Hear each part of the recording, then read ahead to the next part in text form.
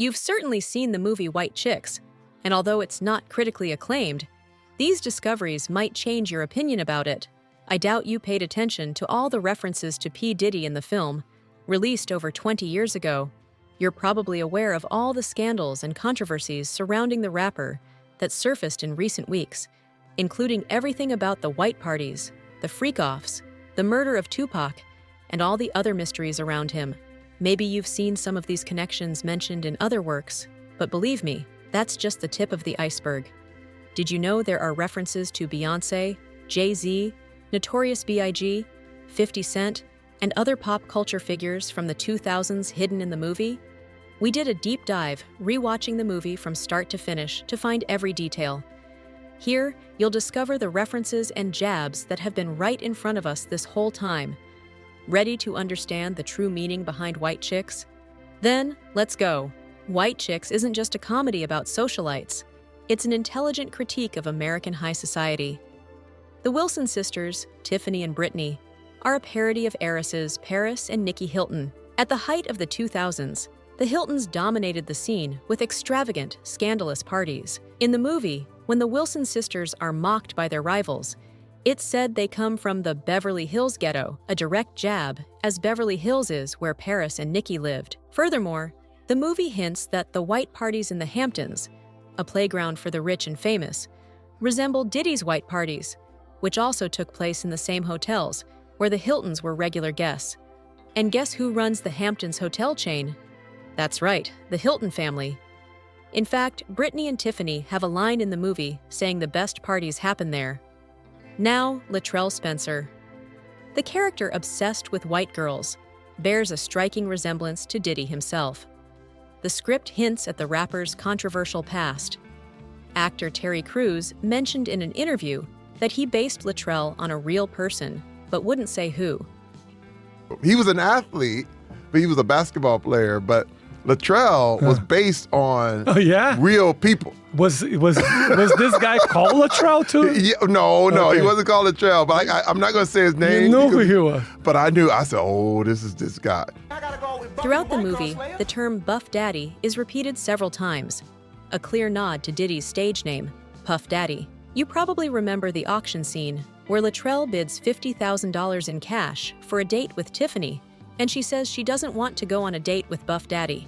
I don't want to go on a date with Buff Daddy. When they finally go on the date, and Tiffany starts humiliating Latrell, she calls him a lazy man surrounded by scandals. Furthermore, Latrell's excessive use of body oil might seem different after the recent scandal involving Diddy and his baby oil bottles. Another curious detail is that Latrell's assistant is named Tony, possibly referencing Tommy Mottola, the Sony boss and Mariah Carey's ex, who had close ties with Diddy. The movie also pokes fun at other 2000 celebrities. Early on, in the ice cream shop scene, there's a mention of rapper MC Hammer, who had a complicated relationship with Diddy, and a joke about Vanilla Ice, famous for being a rapper out of context. Another interesting reference is when one of the Wilson sisters says her day started horribly after trying to do Jennifer Lopez's eyebrows and failing, another celebrity who had a past relationship with Diddy. As for the Wilson sisters' friends, they are compared to Britney Spears, Lindsay Lohan, and Christina Aguilera, all celebrities involved in scandals and wild parties at the time. There's no clear evidence for this comparison, though the movie may be satirizing the scene and its regular personalities. When the sisters' friends try to figure out why the Wilson sisters seem different, they mention they have the lips of singer Jay-Z, another figure strongly connected to Puff Daddy. There's also a theory that Russ might be Leonardo DiCaprio, a name floated after old photos of him with P. Diddy resurfaced. His hairstyle is very similar to what DiCaprio sported at the time, and with his heartthrob image and friendship with Latrell, he is frequently satirized in the movie, which supports rumors that Leonardo had a connection with Diddy early in his career. The genius of White Chicks lies in how it blends satire and entertainment. Throughout the movie, there are several subtle references to figures from the rap and music industry.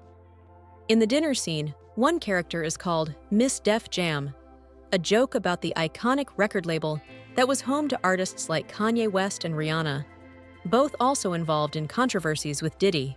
Speaking of controversy, the song playing in the car is a collaboration between 50 Cent and Notorious B.I.G., two names who had a tense relationship with Diddy. Kevin, while dressed as one of the Wilson sisters, shows interest in reporter Denise Porter. Coincidence or not, Porter is the surname of Diddy's ex-wife, Kim Porter. In the dance-off scene, one of the songs played is Crazy in Love by Beyoncé, who was already in a relationship with Jay-Z at the time. Is all this just a coincidence? What do you think? Keep in mind that the movie was produced and starred by the Wayans family, who have confirmed they attended some of P. Diddy's parties. Marlon, you been to the Hollywood party. What's going on at these Hollywood parties? I left early.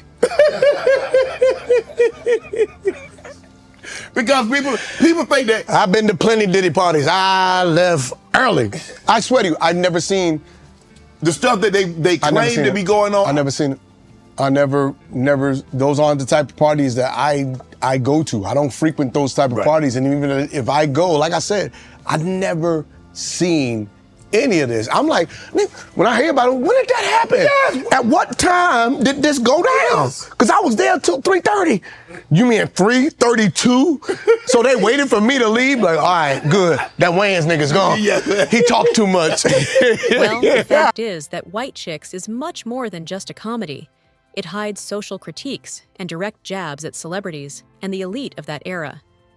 The number of references is impressive, and it seems nothing was accidental. Now that you know all this, watching the movie will never be the same again. If you enjoyed this analysis, check out our other videos, comment below what you think, and don't forget to leave a like, subscribe to the channel, and hit the notification bell for more updates on the world of cinema. See you in the next video.